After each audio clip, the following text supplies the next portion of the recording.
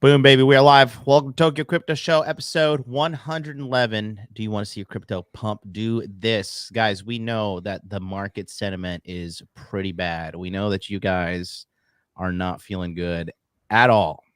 We know. But if you're watching us, you are not a dirty, stinking, filthy normie. Trust in the Tokyo Crypto Show. Trust in the Tokyo Crypto Show. I'm joined by Charlie, cultivatecrypto.com, the #1 crypto education course on the planet, endorsed by Robert Kiyosaki. What's up, man? It's going good. So, just huddle on and, reminds me of the second half of 2019, right? Where, to be honest, when Bitcoin dipped back down to, like 6,000 in December of 2019, right? Everybody was like, oh, that pump to 14K, it was nothing. We're going back down, bear market forever. And Bitcoin's dead.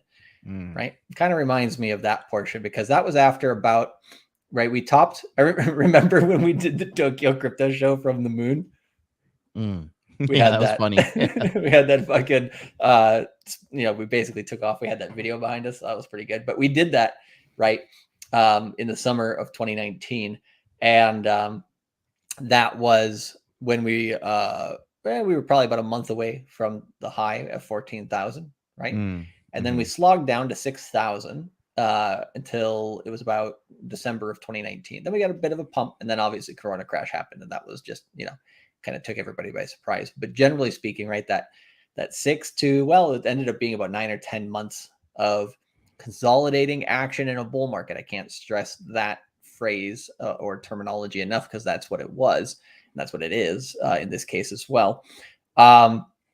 Everybody, kind of wanted to throw up their hands at that time and give up. Meanwhile, we had awesome guys, following us like Cody Mouse and Greg B at the time. And, they were just like licking their chops, man. I want to buy that dip. Right. And so they did.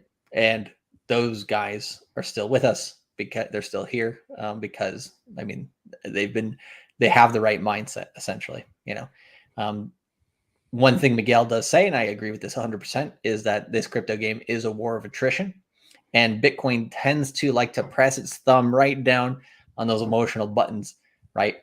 And you usually see the most sentiment come out in the market during times like that. And yeah, we are in one of those times for sure. But, for people who've been paying attention to my channel when I talk about the price, like literally every day, 5 days a week, I, have been saying like, hey, here's a probability of this, here's a probability of that. And so a lot of people, one of the things that I said just, over the last 2 weeks was, hey, between 40 and 45,000, if you can't handle going back down to mid to low 30Ks with some of your coins, now is the time to get rid of the coins that you don't want to hold long term. Right? You can consolidate those either into USDC or into, a coin that you have more confidence in. And there was a fair amount of people who listened to that warning, right? And did that. And they're, better suited for it. It's like basically giving you like a little free nugget of a consultation, live on air every day for 2 weeks. And so, the people who are paying attention, the people who are building the knowledge, the people who have the right mindset, the people who are continuing to understand crypto, I think it's the people who, and I'm not trying to like disparage anybody or anything, but it's the people who maybe haven't done enough research, expecting things to be handed to them, and just haven't taken in the information as much and actually, thought about it deeply enough. Those are the people who tend to be, quite emotional during times like this. And so that's the point of, the crypto mindset course is not only, to, be riding high when we're going to new all-time highs, but also to be prepared for stuff like now when the prices are low, so that you can have the fortitude to buy if you have the, dry powder to do so, and or, you have the tools that you need to do your own research and to, figure this market out along with everybody else. Because we've always said this since, February of 2019, when we started the Tokyo Crypto Show. We can have good guesses on the market, but this is all probabilities, right? And possibilities, right? Nobody can tell you the future. Warren Buffett himself, right, can't tell you the future. He's buying Bitcoin. Well, I need to know. Yeah, his Berkshire Hathaway has bought before. I think him personally, he hasn't. Really, I heard he was. He might have done like him. Like there might have been some news related to it, but anywho, Look get out of the way, old man. Yeah, exactly. The Moon Gang is coming. Charlie Munger as well. I mean, Charlie Munger basically Yeah. said, all this shit about Bitcoin, which is hilarious. But anyways, that's basically what's going on in the market right now in terms of sentiment, right? And yeah, I think that the people who are here to hodl and really do their due diligence and understand this market, I see them in the chat every day. So got a lot of good people in the Moon Gang here who are continuing to truck on. That we do have. Looking at what we got going today, so we're going to teach you guys some things on how to make some money during this downtime. And Charlie is going to look into his crystal ball here and tell us exactly when Bitcoin's going to go to $100,000 and we're all going to be rich. So Charlie, no pressure. Go ahead. Hey man, we've been doing this since 2019. It's no pressure at all. It's easy, man. Easy peasy, pumpkin squeezy. Yeah, this is what I love. It's all right. Let me send it. All right. When Moon. He was like, I remember that meme, When Moon. Yeah, Chinese girl, When Moon. My girlfriend, When Moon. Yeah. Anyways, so what do we got going here, right? I was mentioning this on my channel yesterday, basically, which is we likely have, I would say right now, Bitcoin has to do a few things in order to, and I think we will, if it does happen, like right now, okay, I'm getting the cart before the horse a little bit, right? Let's go with the 80% probability scenario first, purely based on time, right? So based on the 60-day cycles. So whenever, just to keep it as simple as possible, the 60-day cycle started here on January 24th. We had the high so far within this cycle on day 17 of the 60-day cycle.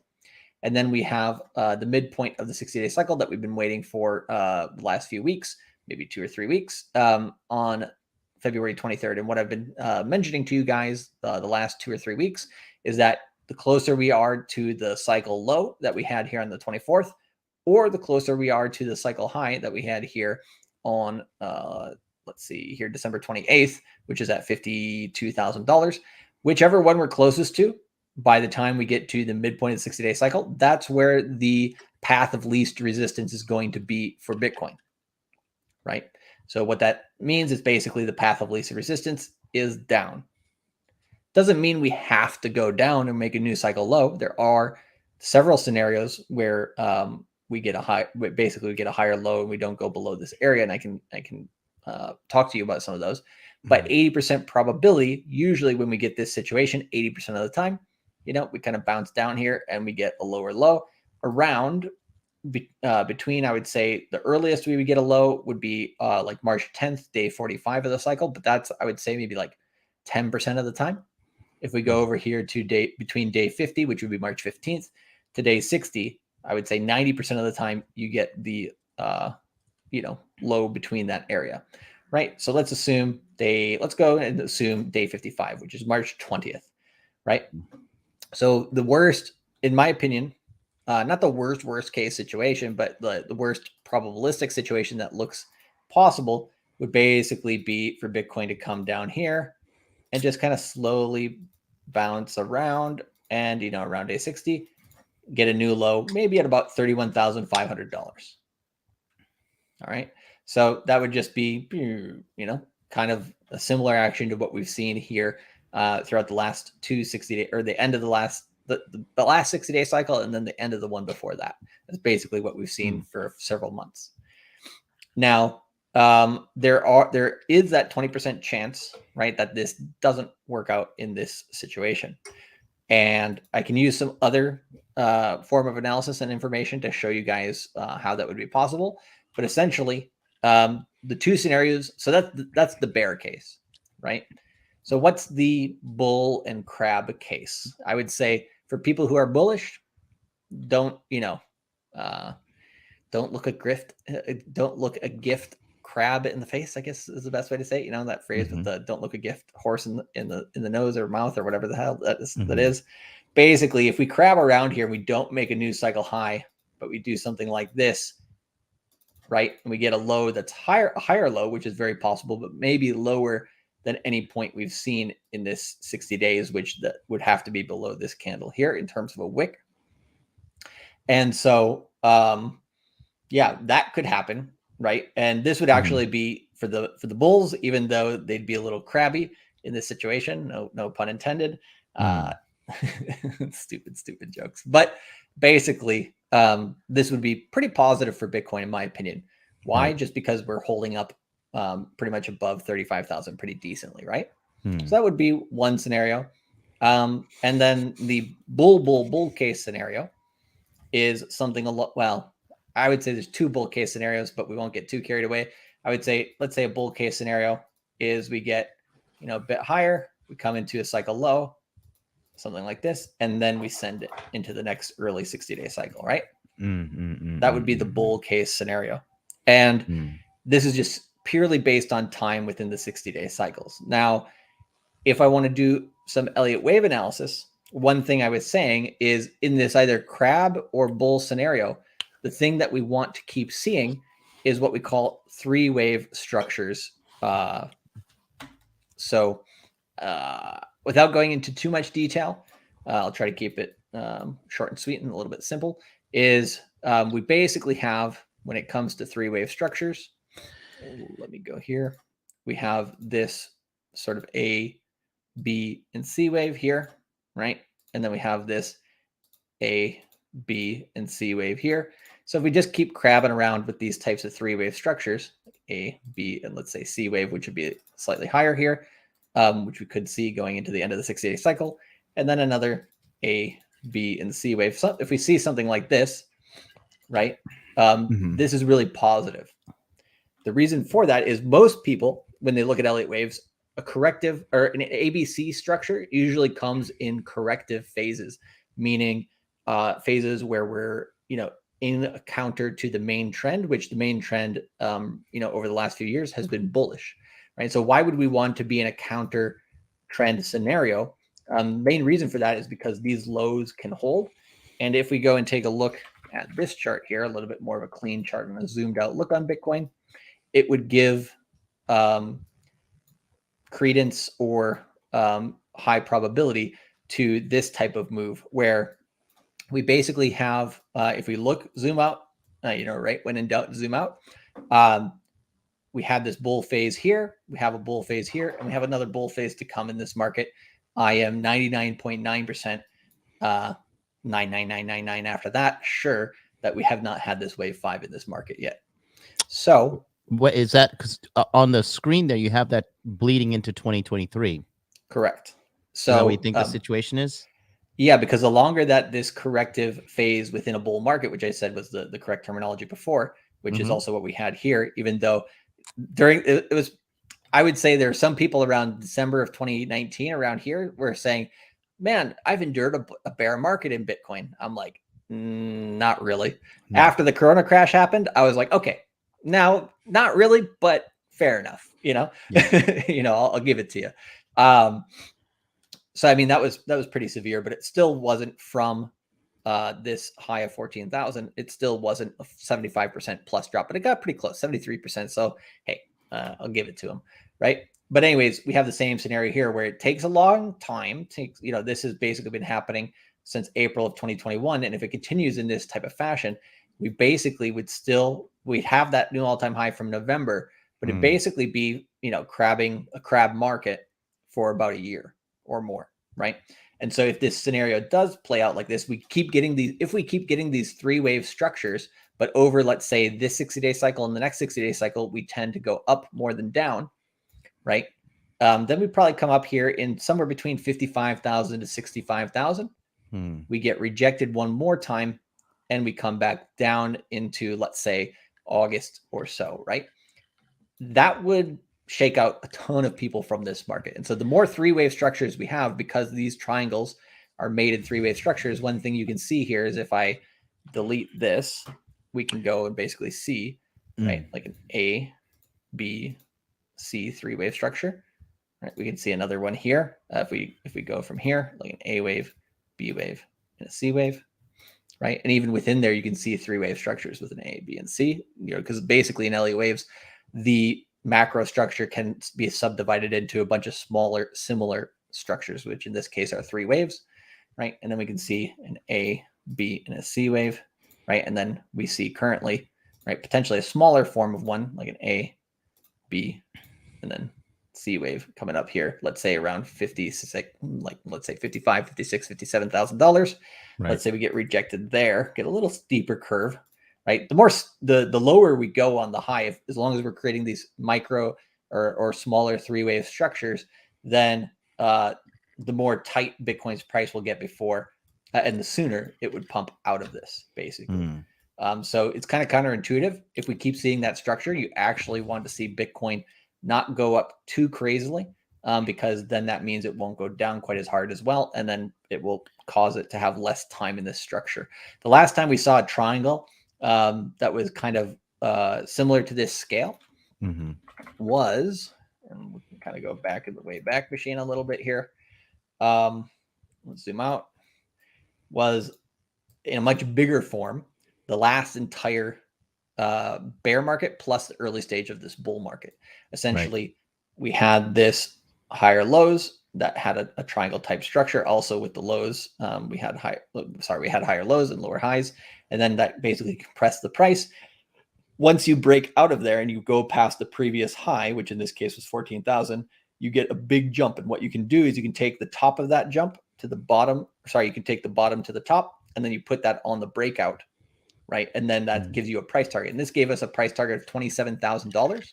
And so I remember around sometime between October to December of 2020, I was telling a lot of people around this time, like basically we broke out of that level, we came back down, we were starting to break out above there, right, in November. And then I said, we're going to 27,000. I thought by February, but it happened a lot sooner than it happened by December, right? And so these things, when they do happen, they can be quite impulsive. So if we go back to that other chart, so I'm just kind of showing some longer term thinking here, because I think a lot of people, they zoom in so close, they can't zoom out and think of, the shorter or the longer term scenario, which is still very much intact. So let's say this concludes, what price do I have that at? 57,000. So let's make it a real tight triangle, something like that, right? In that case, the low to the high is here. So the low of the triangle would basically be at about $29,000. High is $69,000. So 29 to 69 is about 40K, right? And so if we took basically, let's say the breakout happens here-ish around $50,000, right? Then all you have to do is add 40,000 to 50,000. That gives you a price target on the breakout of $90,000. And so then you can make it on that point. In my opinion, obviously it's not confirmed until you break the previous high, which in this case would be about 70,000. So that 90,000 wouldn't be confirmed until we break up to about $70,000 in that case, if this scenario does indeed play out.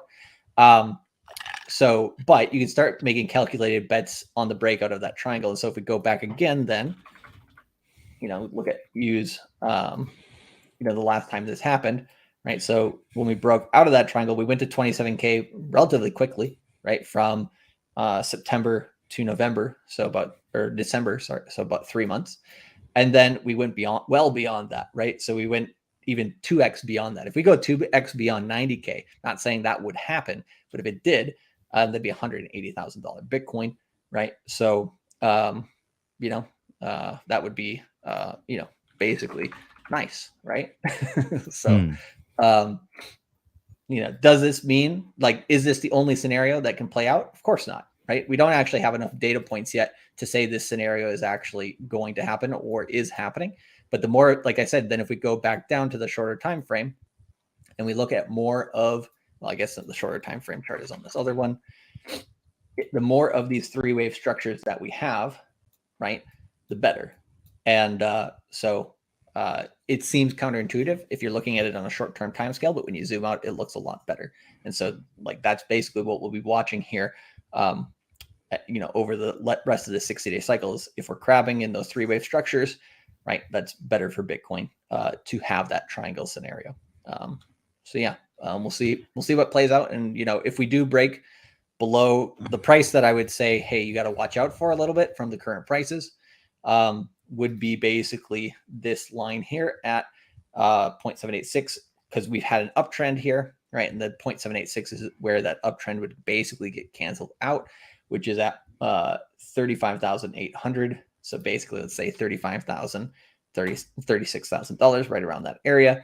If we break well below there on a weekly scale, and we kind of get a dead cat bounce, then a new low is definitely going to come in, essentially. So, and then the macro structure would be a little bit different. But what I did say on my show yesterday, and I'll try to make this as short and sweet as possible, is in that scenario, if we did not have this triangle playing out, right, in that case, that would actually be short term. It would be painful. Longer term, it would actually, or like longer term in terms of like within this year, that'd actually be more bullish, because that would say we spend less time bouncing around. So we have the A wave down here, and then we have the B wave up here, and then we have the C wave lower than the A wave, but ever so slightly. So let's say like $27,000, right? That would lead us into this impulsive phase a lot faster, right? So that we would crab around less, but it would take a really big shakeout for that to happen. And so if this is going to happen, I would assume that this would happen within the current 60-day cycle. So if you want to see death across the board, see people get shaken out, and then Bitcoin's price to rise a lot more quickly, then you're going to want to see Bitcoin break below $35,000, $36,000 ASAP. If that doesn't happen, then we have more time to accumulate and more time to yield. Right. Yeah. I just think overall, let's pull this off for a second talk. I think it's you there. You froze up. I froze up. Concentrated on the charts. Uh-oh. Need more RAM. I'll read super chat. Meantime, tap $10 super chat. Charlie, love the info and community. Is it an addiction if you're left licking ramen packages for your sustenance due to throwing all my money at crypto? Lastly, is there any kind of rehab you're aware of? Help. Hodl. Yeah. Thanks so much. I mean, I know Tap too. He's just trolling a little bit. He's having fun. No. I just want to add this. It's me again with I told you so. But we talked about this last year. We said, guys, look, don't get drunk on what's happening right now. Like, this is not gonna last forever. And you guys, you're getting a taste of the bear market. I think technically by definition we're in a bear market, because it's like been so this is also, so I would say this is the way I would put this, right? So if you're looking at it from traditional stock market perspectives, the answer would be yes, because anything more than a 20% drop in the stock market is a bear market, right? But we know 20% drops in crypto happen all the time. Breakfast. So there's one difference with this current consolidating bull market, or if you want to call it a mini bear market, that's fine. The one difference is, there are some altcoins, bleeding out and doing very poorly, but the majority of the top 100 altcoins, right, the top 100 cryptocurrencies, like a lot of them are doing just fine, holding up. Like Solana, where is Solana at, and where was Solana at the lows last summer? Solana's currently around $80 or so. Last summer it was around 20, right? So Solana's still in an uptrend, right? You got to look at the lows, not the highs. And also, Bitcoin in a bear market typically goes below 75% of a decline from high to low. And so, like right now, Bitcoin from the all-time high is, the chart's not up. Hold on, let me pull it up. Okay. There you go. You're up now. Oh, you were. Okay. So right now is down 45%, and basically to the low from this high, right, was a 52% drawdown here at the end of January. So compared to what we saw in this other consolidating bull market or mini bear market that we saw here due to the Corona crash, right, that basically we would have saw probably something similar at a 53% drop, but because of the Black Swan event, We saw something closer to 73%. So that got very close to that definition of a bear market in Bitcoin, which was a 70% drop, 75% drop or more. But I mean, if we look at this bear market for Bitcoin, that was an 84% drop, right? Most bear markets have actually been more than an 80% bear for Bitcoin, right? And then for altcoins, it's like 99.9%, you know? So we haven't seen that type of destruction. And some people might say, well, yeah, waiting for that is like, waiting, for death, right? Or something very extreme. But not really. We're all waiting for death. Yeah, that is true. That is true. So, I mean, like I said, when in doubt, zoom out, right? There's other on-chain metrics we can look at, and we know, that Bitcoin is highly unlikely to go under $20,000. So if you look at this 200-week moving average, like if I'm like, okay, we're gonna get like absolute death, like how much of a decline would that be from the all-time high? That would still be technically a bull market because it wouldn't be more than a 75% drop. In order to get that 75% drop, and then you would probably see altcoins dead as a doornail, right? We'd have to go back below $20,000. And there's a lot of on-chain metrics that basically say that's simply not possible, right? And in an Elliott wave pattern, this wave 4 would be invalidated if it went below where wave 1 topped, which would be $14,000. So we basically have plenty of time. And here's the great thing. This is also why I say, right, we're not in a bear market, is simply because the yield right now in crypto is absolutely fantastic. And today's title, just to kind of like add a little bit to that, which is want to see your crypto pump, do this, right? Right. I think a lot of people who are in the chat, even before the show, were talking about this. Yield is huge, absolutely huge. So there's some people who might be, let's say, holding some Polkadot, right? But they haven't been yielding on it, right?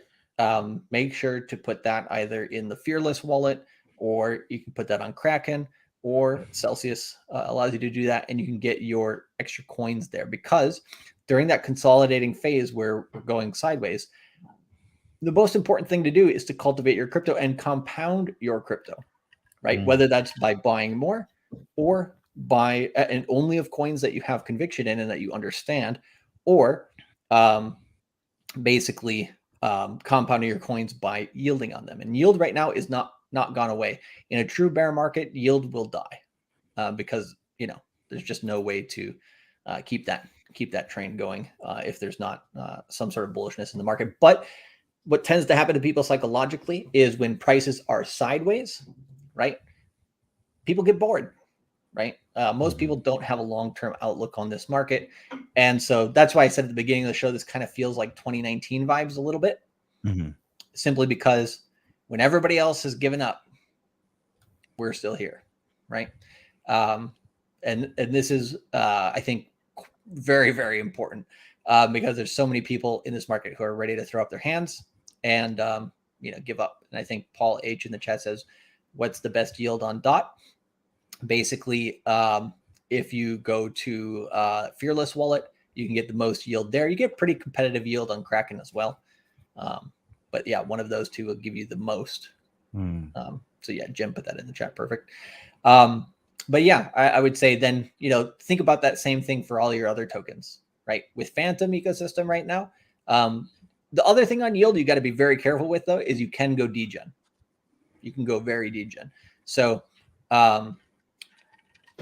you want to put you want to do safe yield, right? If you don't know what the safe yield is, go into the crypto mindset chats. If you've been in the crypto mindset course before, talk in there. A lot of people will tell you this is safe yield, this is risky yield, this is not yield that you want to be touching in some cases, right? I think there's the yield farm Tarot. Yep. And that one, there's some risk in there. There's actually quite a lot of risk in there. There's two types of risk within that platform. The one type of risk is essentially if you get into a leveraged yield pool, right? You can get stopped out and basically margin called, and they take your money. You don't want to be doing that. You definitely don't want to be doing that. The other type of, they have single-sided yield in there, and that single-sided yield, the risk within there is there's a percentage, I forget what the thing says on the website, but there's a collateralization or something like that. And if it's over collateralized, or there's basically more people in the pool who need their money back than there is money in the pool to give back, because they're trying to get extra yield. In that case, if there's ever a bank, basically a bank run where everybody tries, because it gets to 100%, everybody comes and tries to take their money back, but there's not enough money back to be given, that's a Ponzi scheme, pretty much. And so that platform has, really good yields, which will try to attract people, but it is highly, highly risky. So that's I don't advise tarot at all. It's just, I mean, the cards are so stacked against you, you're gonna lose your money. Exactly. You're not the exception to the rule, guys. You're most likely the rule. Exactly. Right? And so that's why I wanted to use that example, because it's one of the few examples out there. Most yield platforms don't have that much of ridiculousness in terms of risk. Most yield platforms like Fearless for Polkadot or Kraken, right? They're pretty simple, right? You put your crypto in there, you get a nice percentage, something like between 10 to 30, 40%, right? Mm-hmm. Nothing too crazy. And that's sustainable, right? It's when you see the yields of like 2, 3, 1,000%, stuff like that, where you have to really know what you're doing. So for most, we're giving general information here for a lot of people who haven't taken the course potentially yet. So just for FYI, for those people, you gotta do your research on that. Yeah, I mean, the market is just, I mean, for the average person right now, it's in your best bet to yield. There's just so much uncertainty right now. I mean, there's so much going on. Fucking Trudeau came out the other day and was like, "We're gonna sanction Russia because the people of Ukraine deserve freedom." Like, really, dude? People of Ukraine, you deserve freedom, and you're freezing bank accounts and dude, the Western Hemisphere, the Western world is just circling the drain at an alarming rate. I don't think a lot of people fucking realize it. Yeah, and it's like, if you haven't realized it by now, are you paying attention? So you got the chaos going on with that. It's like, because the UK, which is like, yeah, fuck it, no more corona restrictions, just like, fuck it all. Canada's like, no, you still have to get this shit. It's like, okay, so is like the coronavirus more popular in Canada? What about like the Nordic areas, like Sweden, Finland, that area, Scandinavia? They're all just like, yeah, just drop all this shit. Japan's pretty much like they're pretty much over it. They never even activated mandates here because the Japanese love their fucking money. Yeah, it's just the in and out of the country that was a hassle. I like it personally. Keep all the fucking scoundrels out. I'm becoming like an old racist Japanese man. Well, there's this place in Shibuya that I always took a picture just because I was like, oh man, old Japan. Like you'd go into this restaurant, with your friends for a drink or whatever, and there's literally a sign out there that says like no foreigners, or like it says something to the effect to like only good foreigners, please. And you're like, what constitutes like a good foreigner? And you walk in there and they like put you on the second or third floor in the corner, along with, you're like, oh, there tends to be a lot of foreigners around this part of the restaurant, but on the first and second floor, it's all Japanese people. Yeah, I mean, but going back to everything, like, and now we got this whole Russia thing, it's like there's just a lot, Yeah, there's a ton going on in the world right now, and I think the traditional market, stock market, is in a pretty bad pickle. Whereas crypto, I talked about this on my show yesterday, I think actually Bitcoin is going to start not totally decorrelating or diverging from the stock market, but it's going to do better. Bitcoin, and funny enough, gold is already actually decorrelating from what the movements in the stock market. Doesn't mean gold's price is going to surge like crazy or anything, but it is diverging, which I see Bitcoin holding up. The two things that you got to think about right now in this market are supply and demand.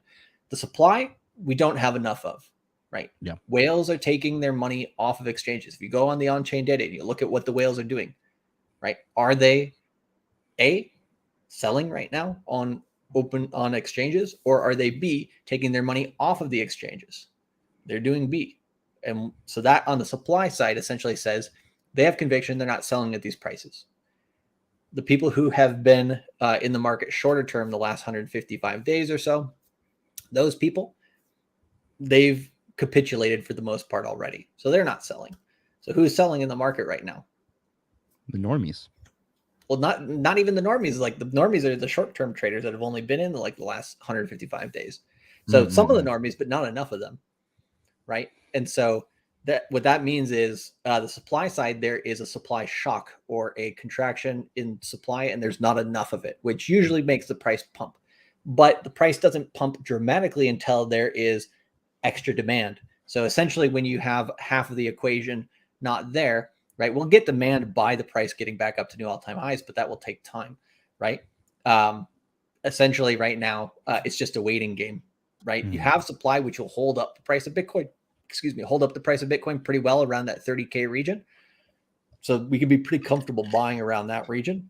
But the demand to pump the price essentially is not there. And I'll tell you guys the second thing. So the first thing that I wanted to talk about today, right, was that yield, right? I think you're muted. Yeah, you're okay.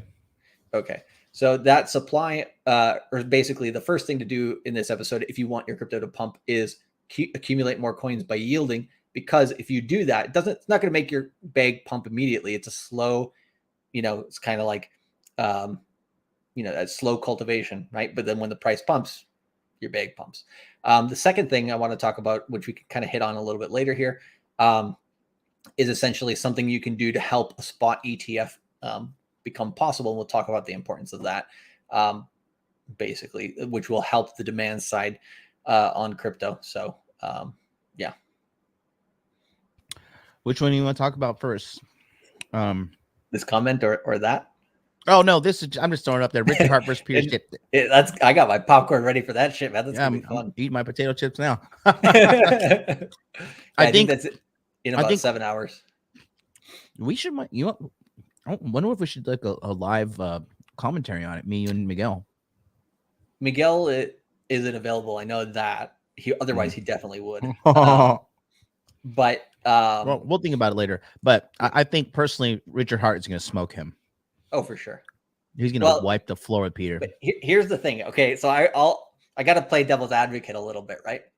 So Peter Schiff, if you go and watch, there's a podcast or an Anthony Pompliano show where Anthony Pompliano literally called Peter McCormick from the UK to come to New York, be in studio, and they had Peter Schiff like in the middle, right? So they basically had him surrounded.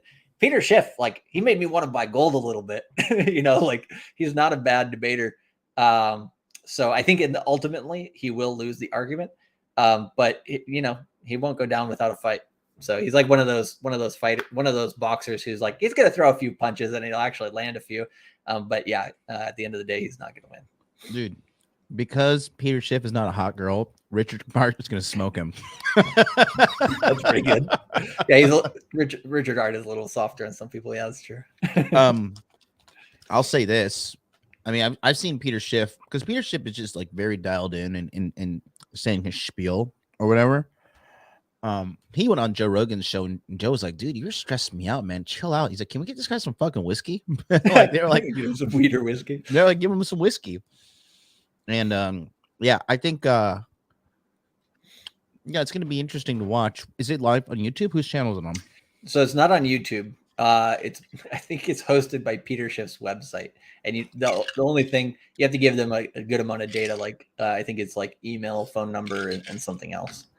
So, all right, but I guarantee you there will be clips on YouTube. We need a loyal member of the Moon Gang to surrender that data for us. And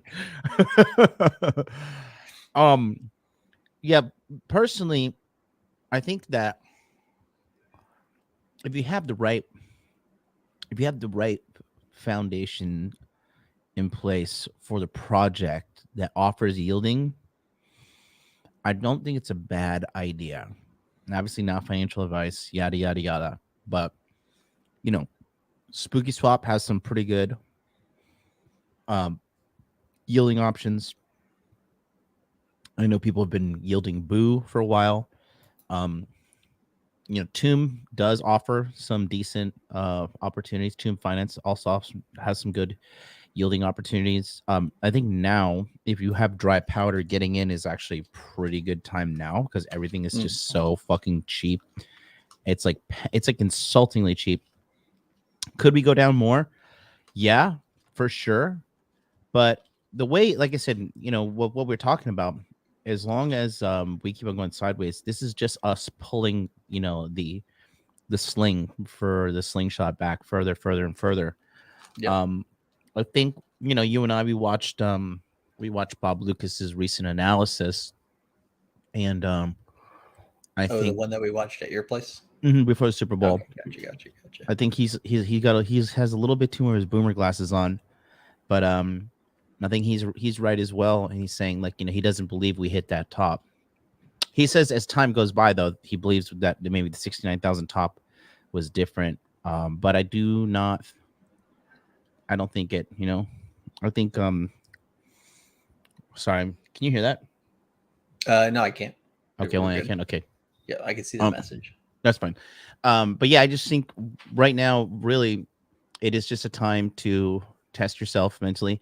I mean, we could see here too, right? In the peak of all the mania, we had massive viewership. Now the numbers aren't that sexy. People are kind of like going back to whatever the hell they're doing. But well, the numbers aren't that sexy if you're just a person who's not doing anything. They're pretty sexy. No, I mean viewership numbers for us. Oh, I mean, right. I thought you were talking about crypto prices. No. No, they're very looking good right now. I mean, Ethereum's pretty cheap. People are like, we'll never see $2,500 Ethereum again. What is Phantom is actually pretty low itself, but like $1 or something, yeah. $1.70 right now. So we are just still we're just gonna hold out. We're just gonna keep holding out because that's you're only at a loss when you sell, right? Yeah, exactly. You're only at a loss if you sell. Plus, where we are now, like I would say a lot of people, right, they're crying around because they're not used to this market, right? The people who are complaining, I would say for the most part, most people aren't, right? But if you're yielding on your coins, right, yeah, it might take some time for you to get for the price to come back and start seeing that exciting time in the market again. And of course, it's going to take time. But if you're yielding on your coins, that's an advantage that you have that we've never had in any previous consolidating bull market or bear market in crypto ever. Like in 2019, didn't really have that, right? 2018, when we had the real bear market, didn't have that whatsoever. Go back to 2013, we didn't even have altcoins, right? So the market right now has been spoiled, right? The only thing is they're just like we tell everybody, get into crypto, you gotta be used to the volatility. It's a game of attrition. You gotta man up a little bit and be ready, to only risk what you're truly willing to lose, not because you will lose it, but because that volatility will get you very close to the brink emotionally to force yourself to puke up your own bag, give it to the market at the lows, and then watch the market go up without you. And that's even more painful, in my opinion. So yielding is a gift in crypto. And the yield is crazier than any other market. It really is. Yeah, and Jack Napier's in the house. What's up, Jack? He says time in the market and such. Yeah, it's true. Instead of timing. What Jack is saying is the age-old statement: time in the market beats timing the market. Yep, 100%. And valuable projects, like obviously, yeah, if you invested in cum rockets last year, you're an idiot. But if you actually know, if you've actually used a spooky swap and you've seen the fees and you've seen all the options they have available and you see the speed and you see the utility of it, it's foolish not, in my opinion, this is my opinion, it's not financial advice, but the speed that I can move money around and the cost that I can move it around for versus on the Ethereum network, it's like, why the hell would I even touch the Ethereum network? You can literally bridge everything you want on Spooky Swap. Yep. There's no need to use the Ethereum network. And I mean, certain coins, yeah, I get it, but you can still finagle yourself around and make it happen. Oh yeah, definitely. I think your light went off. I think my light just died on the air.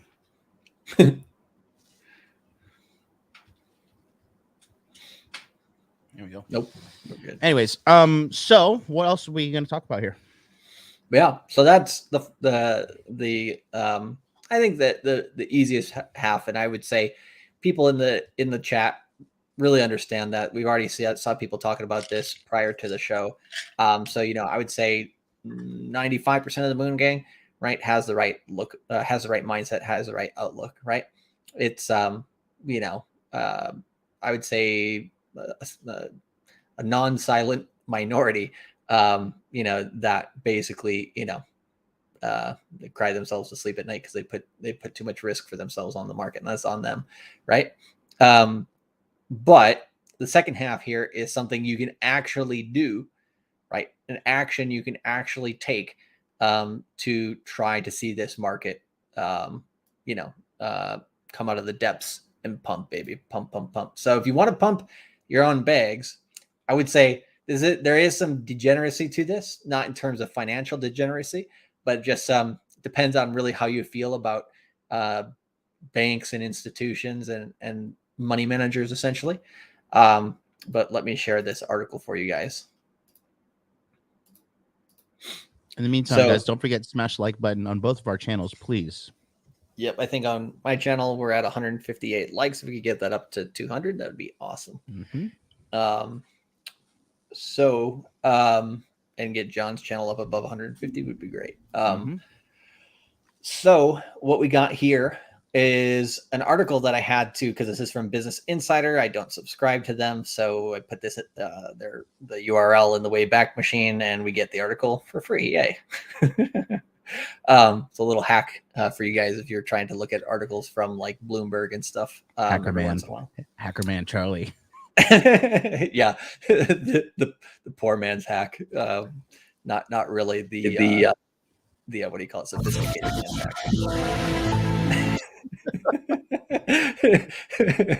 Yeah, this is like the back of the napkin shadowy supercoder instead of the guy who has like 20 screens and is actually coding up some shadowy supercode. You with the FBI for being a hacker. Oh. So basically, this is why the picture comes out as blue Bitcoin.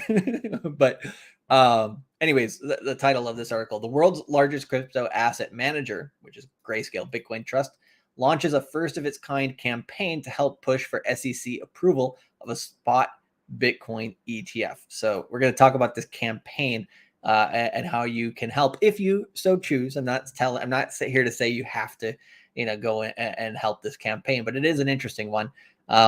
So this article is not too long, so I'll read this one and then I'll show you where you can take this action if you so choose. And I'll also speak a little bit to why I call this a little degenerate in terms of, in the crypto market, you got to be a little careful what you wish for sometimes too. So I'll just take a quick read of this. Grayscale Investments has launched a campaign to help push for the approval of a spot Bitcoin ETF. And on yesterday's show, I was telling you guys, essentially, one thing that will pump the market is if we get people with more money coming in the market. What is the difference between a spot ETF and the current Bitcoin ETF that we have? A spot ETF is essentially backed by Bitcoin, meaning every time somebody buys some of the spot Bitcoin ETF, this will change the price.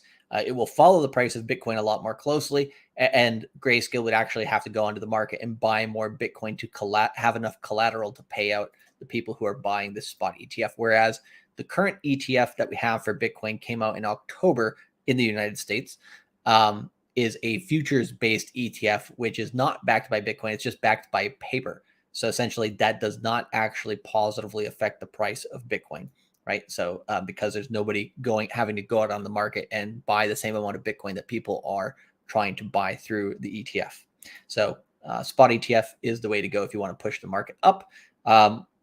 Also, other asset management firms coming into the market because of this would also push the market up, meaning we could have trillions more dollars coming into the market just for Bitcoin, right? So that would lead Bitcoin's price to go up, and the normal retail investor would then go be buying more altcoins because those would be doing well. The $25 billion asset manager, Grayscale, runs the world's largest Bitcoin fund, the Grayscale Bitcoin Trust. The SEC has allowed futures-based ETFs to come to market while denying spot Bitcoin ETFs. So like I said, they're okay with paper-based contracts because this does not actually help to, boost the price of the underlying asset, which is Bitcoin. They don't want spot Bitcoin ETFs. The main reason they say they don't want spot Bitcoin ETFs is because they think somebody like another country, such as Russia, could try to manipulate the price of Bitcoin and potentially hurt investors, right? So that's their only argument against a spot Bitcoin ETF. But here's the difference. Again, one major difference between a spot Bitcoin ETF and a futures-based ETF, right? The futures-based ETF, that's actually worse. Why? Because they only take data from a few exchanges at kind of random points in the day. And so the actual price compared to Bitcoin can be wildly different. It doesn't actually follow the price of Bitcoin as closely. And so this can actually be manipulated harder depending on where they're taking that data from. Whereas a spot Bitcoin ETF, right? And this is also going to follow the price of Bitcoin relatively closely. So there's really not a huge difference between the two in terms of price fluctuation, except for this one is a more fair and true price compared to Bitcoin. So you're not going to get like a giant nation state coming in and just pumping the price of Bitcoin to F with people in the United States who are buying an ETF, right? It's just kind of a ridiculous argument. But hey, it is what it is. So that's the only argument against from the SEC against the spot Bitcoin ETF. Essentially, they don't want to have anything that can support the price of Bitcoin through the NASDAQ or the stock market, right? So Grayscale Investments, the world's largest crypto asset manager, has launched a first of its kind campaign to help push for the approval of a spot Bitcoin ETF, like I said, which would be bullish, by the Securities and Exchange Commission, or AKA the SEC. The firm runs the world's largest Bitcoin fund, which currently is at $25.7 billion. Back in 2019, when we were doing the Tokyo Crypto Show, I think this was like around $5 to $10 million, or maybe even less. It might have even been less than $6 billion. So this has grown quite substantially during the bull market, which has seen its discount to net asset value widen in recent months, meaning the Grayscale Bitcoin Trust has been selling at a discount to Bitcoin, not at the actual Bitcoin price. And there's a couple of reasons for this that I'll talk about later. As of Friday, GBTC was trading 26% below its intrinsic value, below the value of Bitcoin that it is holding. And the fund has plunged 20% this year, outpacing Bitcoin's 17.7% decline. So the way that you buy the Bitcoin Grayscale Trust right now is Grayscale goes out there and buys a bunch of Bitcoin. You go there and you buy their trust, but the trust is on a type of over-the-counter exchange. I could show you guys that a little bit later. But so it's not actually on like a large open market like the stock market, right? And so because of this, the price peg is basically not as good as if it was changed into a spot. Oops, god damn it, I pressed the wrong button. As if it's not, the price peg is not as good as if it was. I got to go back there. The price peg is not as good as if it was a spot Bitcoin ETF, essentially. So that's why it fluctuates. In October, the New York Stock Exchange filed an application with the SEC to convert GBTC into a spot Bitcoin ETF. By converting the GBTC into an ETF, the fund would become open-ended, allowing for market makers to arbitrage against the premium or discount. This process typically keeps ETFs trading in line with their true value. So that's essentially why it would follow Bitcoin's price better. Unlike ETFs, trusts are unable to redeem shares to adjust for varying demand levels, right? So those shares essentially stay on that over-the-counter market I was talking about. As such, the expectation is that the conversion would close GBTC's discount. So changing the Grayscale Bitcoin Trust to from a trust to an ETF would basically take away that discount, and the peg would be good. Earlier in the month, the agency being the SEC, delayed its decision on Grayscale's proposed conversion to July of this year.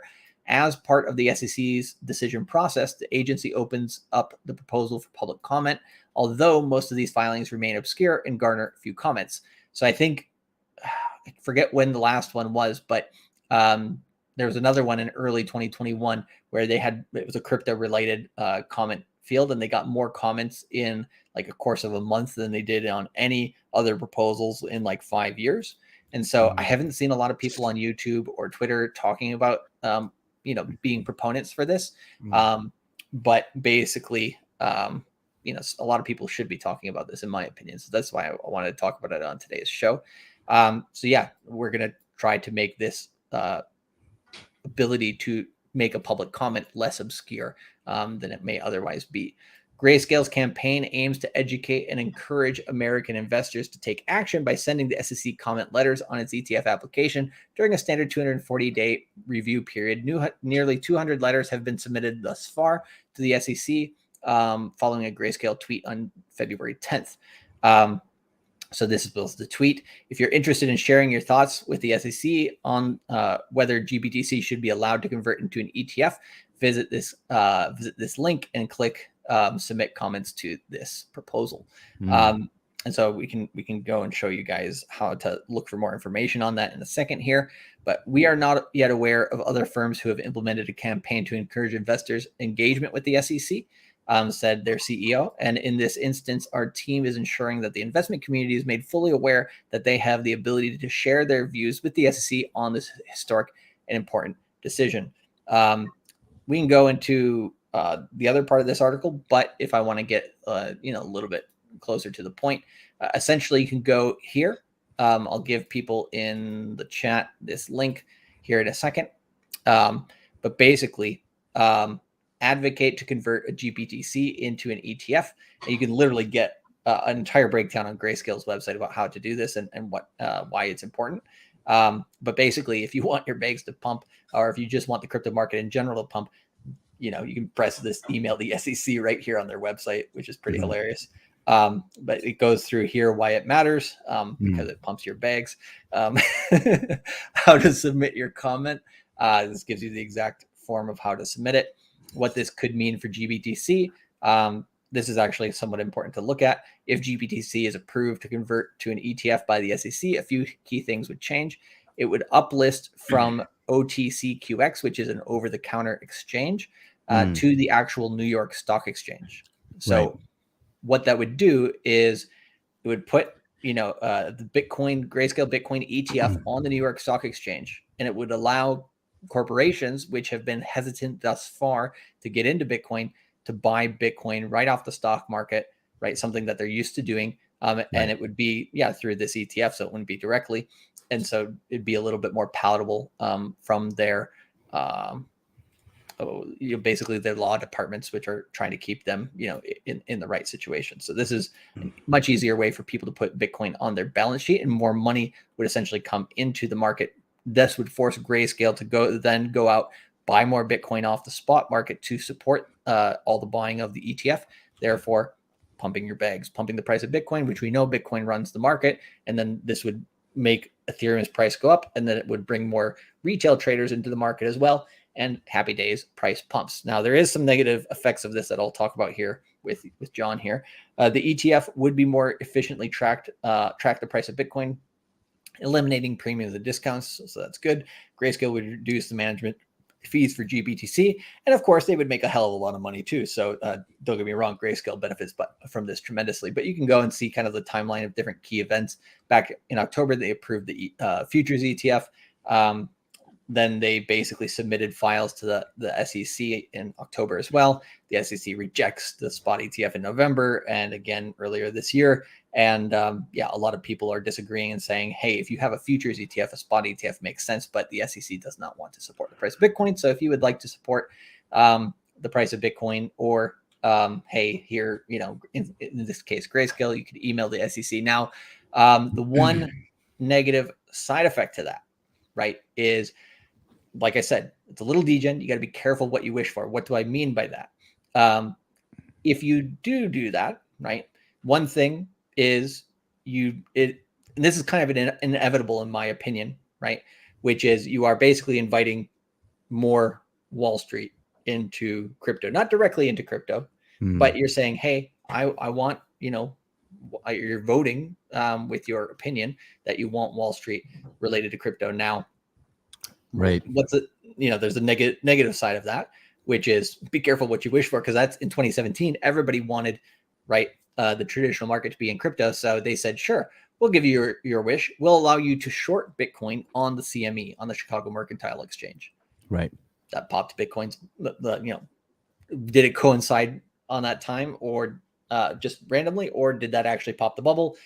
There's a huge argument there, but essentially, it's it's something that, be careful what you wish for, right? And so in this case, it would pump the price, but again, be careful what you wish for. Do you want those people in the market? I would say most people in crypto would say no. I don't want Wall Street involved in this space, but it's inevitable. It's inevitable. You can't stop it. So hell, let's fucking bring it on, right? Yeah, I just think the SEC, yeah, they're I mean, they're still dealing with the fucking Ripple case too. It would be nice if it approved, but I really think that at this point, I think the masses and people watching, they just want anything to fucking get the price going. So yeah, and like I said, that's why we got to be a little careful what we wish for, because I think very well named account called Darwin Award said, right, Wall Street coming in heavier definitely changes the approach to the crypto game. I think the approach has already been changed to the crypto game because of that, right? Wall Street's been in here since 2019. A lot of people don't know that. I would say, during basically from 2020 onwards, we've already had a lot of institutional players in the market. We're just if we're gonna get mass adoption, we're gonna get plenty more. We're gonna get countries buying Bitcoin too. Brazil is putting out some legislation to regulate Bitcoin in a positive manner. El Salvador obviously already has been on the wave there. We have Russia. I think you were talking about that prior to the show a little bit, if you want to mention that. But Russia is essentially, kind of thumbs up on crypto. So a lot of countries making those moves, man. There's a lot of and I think it seems to me, I could be wrong, but I just saw this right now on NBC or CBS News. Let me see if I can share. Hold on, no. 2 seconds. Let me see if I can open this. This is hot off the press here. Let me open an incognito window. Here we go. Hot off the press.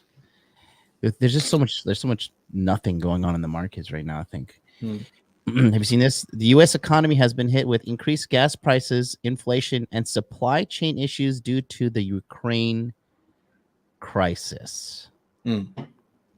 So inflation is now Ukraine's fault. Not all the money printing. Yep. Wow, they do wonders at CBS News. This literally just hit my fucking computer like right now. That's beautiful. Can you believe that shit? I can believe that they say it. I can't believe it. Yeah, man. It's insane, dude. Man, it's fucking. I mean, they're pushing for a war. It seems like the media and because that's the only thing to get us out of this financial rut, right? You got to go to war. Yeah, don't look at what I'm doing. Just look at what I say, and look over here. There's something happening, right? That's pretty much what they're trying to do. It's. I think it seems a lot to be fueled by the U.S. media and the British media. It's pretty wild, bro. It is truly, truly, truly wild to see all this shit happening right before our eyes. And like, what's funny? Just tying into like the markets and the world situation and everything. When I was like 25. I met this guy. His name was Jeff. I've been friends with him for a while. He smoked a lot of weed and he was like really like kind of like really thought for himself. And he's like, dude, everything you see on the news is a lie. And I was like, wow, this guy's crazy. And now I see it, it's like, dude, I'm not entirely sure if I'm right, but I'm getting more and more confident to bet in myself these days. Dude, I think behind the scenes, the governments, I think everything's falling apart. I really do. The financial system, not in the sense like we're all gonna go to zero, but like they just can't keep this shit under wraps. And do you believe that the market is being suppressed right now by external forces, or you think this is completely organic? Oh, suppressed for sure. There's actually, I have to go and look at which channel this was, but I saw this YouTube guy make an interesting speculation yesterday. He was like, um, the World Economic Forum, the WEF, they want you to have nothing and be happy. He was Yeah. like, what if, like, he's just playing a what if game. What if they want to do another housing crash, right? Housing is pretty expensive right now and it's been going up, right? Mm-hmm. But what if they fuel a market crash in that again, similar to what happened in 2008, 2009? So BlackRock can continue to go out there and buy a lot more real estate, take up a lot of your homes. And essentially, the bank will say, hey, I know you can't pay your mortgage right now, but instead of taking your home away from you like we did in 2008, what if we actually just, we take on the mortgage for you, you pay some payments, you rent from us, but you're not renting, right? You still, kind of own this home. Hmm. You'll have nothing and you'll be happy, right? That's some sinister shit. And hey man, it could play out like that. And so if they're willing to do that type of game, which we've seen them play before, then what you just said right there, yeah, of course I would lean towards it's not organic. Yeah, that's what I'm thinking. It's really, it just something doesn't feel right in me in just all of this. Yep. It definitely doesn't feel organic, and it's not like me like reading my chakras or horoscope or some shit. But like I'm just like my masculine intuition feels like something is super off right now with everything. The market's crashing, blaming Ukraine for inflation. What the fuck? What is Ukraine's GDP? Like $7? I mean, Ukraine is not. It's not even in a top. It's not. It's definitely not a top 10 economy. I Oh doubt hell it's no. in the. It's not even the top. Maybe Maybe top not 20, even but I top. doubt it. I was Top. gonna say maybe not even top 50. I don't know. Let's see. Top 20 economies in the world right now. Looking at the list, number one China, number two China, number one USA, number two China, number three Japan, Germany, United Kingdom, India, France, Italy, Canada, South Korea, Russia, Brazil, Argentina, Spain, Indonesia, Mexico, Netherlands, Switzerland, Saudi Arabia, and Turkey. Turkey is number 20. So how is this? These people truly think we are fucking morons. They think that because that's been their intention to create through the wonderful public education system. Somebody call Aaron Clary. Yeah, get him dialed up ASAP. Yeah, but it's interesting. Yeah, people are saying there's a war about to kick off. I don't think so because the American people, dude, I think the American people everywhere are just fucking fed up and angry. Like Yeah, they're irritated. Even the maskies, the maskies, the vaxies, all these idiots. They're like, oh, just mask up, just vax up. Brr, brr, brr, brr. They're like, oh wait, we just took 2 shots of this chemical into our system, and we still have to wear a mask, and we still can't go outside. We still have to social distance. They yeah. like you can't like uncon those people. Those people are like salty for real. And yeah, I just don't see it happening. Us going to war again. And like, the election was totally legit in the United States. Like nobody even batted an eye. Nobody, I mean, Donald Trump is totally crazy to come out as the first president ever to say they are rigging the election. And then, like, people counting ballots and moving ballots around. All those things are like fake on CCTVs, all completely fake. The election was totally legit. And it's just like we're just seeing all these compounding things that are, like we were dumb when we were little. We believed in the government. We were like, yeah, the United States government is like good, and like, Yeah, just like Santa. mm, you know, yes, like everybody says here, 100% legitimate YouTube. But yeah, and you got fucking Biden shitting his pants in the White House, his wife dragging him around by his hand, and I don't know. It just seems like, in my opinion, what I'm seeing right now is a last ditch desperate attempt to like keep power, because the government's what I think Canada is going to be a really big, a very big canary in the coal mine. I'll let you finish that thought, but you're 100% correct on that. Because here's the deal. The thing is, I don't want to use slavery as an example, but I kind of like I'm trying to think of what a good example to use. Fuck it, I'll just use slavery. Just get over it. It's Corporate like indentured servitude. yeah, okay, perfect. Corporate slavery. All right. It's like, okay, for example, we used to be recruiters, right? Yeah. And recruitment is like basically a cult, right? And when somebody leaves recruitment, they get empowered. They're like, oh wait, I can like go out and like make money for myself and be independent, and like I don't have to be dependent on this. What the company does is immediately shun that person out, and then they start slandering that person internally. They're like, that guy left, he's crazy, he went to do this, he went to do that. But for example, with me, you were fucking shocked out of your mind when I'm like, I'm quitting this fucking company. I'm gonna become a YouTuber. I loved it. Like, I was like, that's pretty ballsy, but at the same time, I was like, this dude's talking some sense. and then you did it, and then fucking Yep. Simon did it. You know what I mean? And Rob did it. Yep. With his Twitch thing. And so once you just like start seeing when other people start seeing it, if they're smart, they're gonna be like, oh wait a minute, like this is not the only way to do things. And I think a lot of people, I think faith in the government right now on a global level is at an all-time low. I think only old boomers that watch CNN, Fox News, whatever their fucking poison is, and like old people that are old and watch the TV, like the TV is still the authority to them. You know what I mean? I think Better than those the are the. radio, you get images. What's that? So better than the radio, you get images as proof. Mm-hmm. I mean, it's kind of they got taught that from their parents, who also were like, you got to listen to that news on the radio. So you're looking at what's going to happen. I think if people are watching Canada closely, and I think I think if the people don't, they said they're not going to back down, so we're going to see what happens. But the government knows, the one thing that the government has that the people don't have in places like Canada is they got a bunch of guns.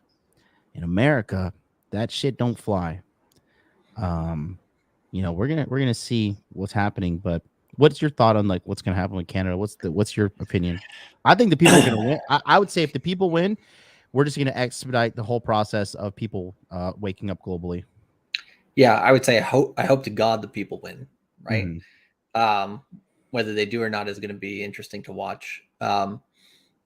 Canadians, if they're willing to do this in the middle of winter, you think they're going to stop in the summer? Probably not. Damn, that's a fucking great point, dude. Yeah, the Canadians, I mean, like nothing phases them. They'll go out and they'll do it. So I would say, there'll be a nice peaceful resistance. So I wish them the best of success.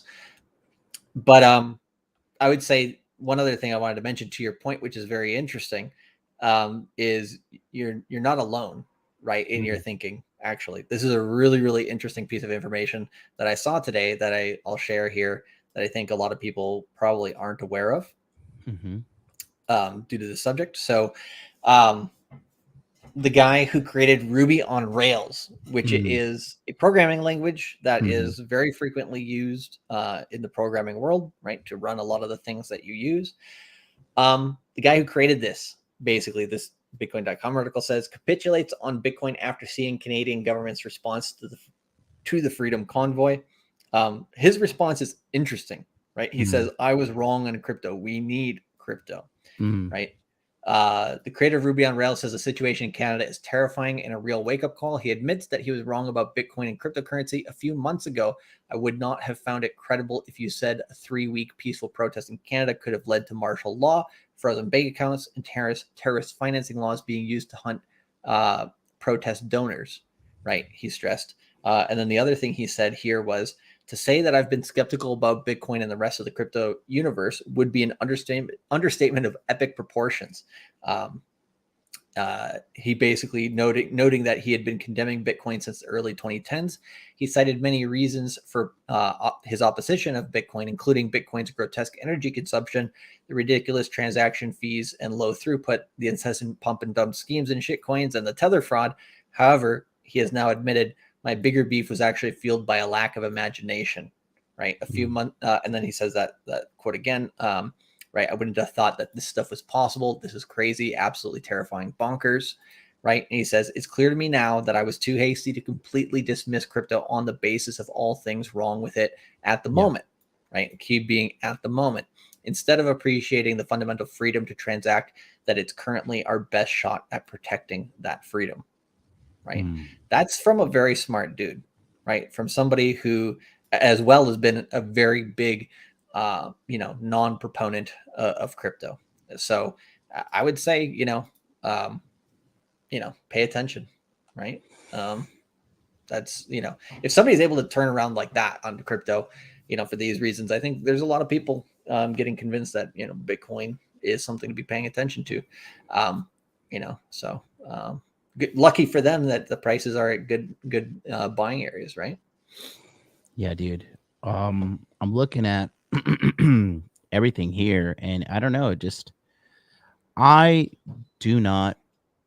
So, like, my intuition just tells me like something's just off with everything. Have you listened to the Sovereign Individual book yet? I think you should.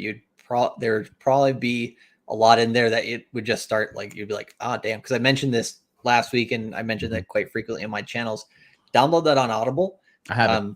You'll enjoy the crap out of it. Yeah, I just finished a shitty book recommended to me by an idiot, and I want those 4 hours of my life back. But this will be about 20 hours of your life, but definitely worth it. Yeah. No, but I'm just saying, like, I think that, yeah, it's wild. It's wild. It's wild to be in our seat here at, as people who have been involved in crypto since 2016. And here we are starting our 6th year on the journey. Yep. And, the results of the crypto mindset course speak for itself. But yeah, man, it's wild. Everything is just super, super, super wild. But yeah, it's just inevitable because the old system is just so broken. So, like, clearly broken and not working.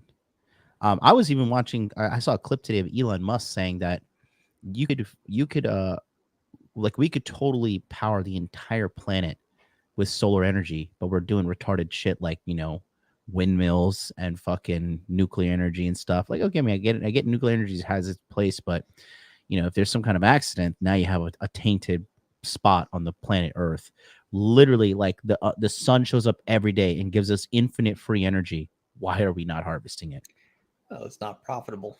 Yeah, exactly. Lobbying, all that stuff. But anyways, yeah, that's it. But we're just here. And the number one thing is, like, guys, remember, right now it's not cool to invest in crypto. It's not. I mean, TikTok creators aren't running their mouth about how Pancake Swap is better than Bitcoin and all kind of fucking trash that we saw, like, spring and summer of last year. And that was like mania time. But yeah, moving forward, like, just remember, like, this is the time where you got to be sober. You got to collect your wits about you. Those risky investments that kind of played off during the peak times of the bull market, just remember now where we're at here. And then when we have this last wave 5 back up, stay sober about it. Stay sober. Let this be the time for you to be really, really, really, kind of your moment to be grounded. But, moving forward, we're going to have one final swing up, and then we're going to have some real bear market time. Well, looking forward to it. And yeah, the governments will continue to flail. It's just going to get more and more loud over the course of this decade. That's for sure. All right, guys. Well, that's going to do it for us this week here on Tokyo Crypto Show. We'll be back tomorrow, Charlie, 8 a.m. Eastern Standard Time. I will be launching Inner Game Healing on my channel tomorrow. Don't miss out on that. Check it out. Go to innergamehealing.com if you want to get your mind sorted out. Until then, we'll see you next time. Peace out.